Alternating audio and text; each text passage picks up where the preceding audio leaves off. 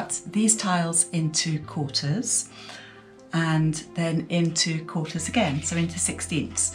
So put the tile nipper, the wheeled tile cutter, in the middle of the tile, and then to stop tiles flying off, hold it both sides and then simply cut, and then again in the middle, hold it both sides and cut, so you can control all your cutting.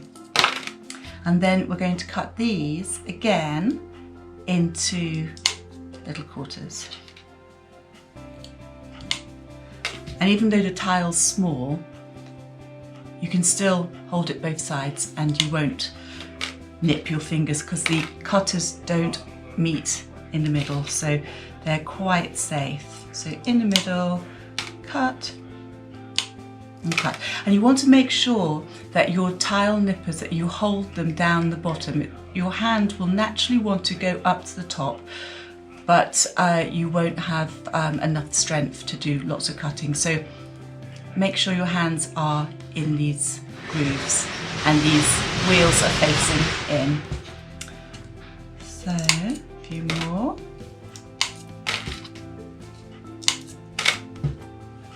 And the more you cut, the quicker you'll get. But just remember, mosaic isn't a fast art. It's a very slow, precise and mindful art. You can get very lost in your work. It's rather lovely.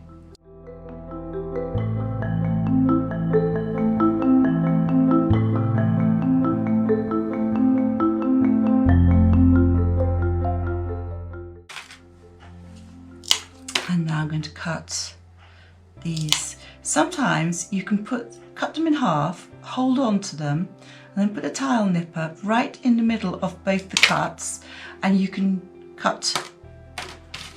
It just saves a bit of time. So one cut, keep hold in the middle.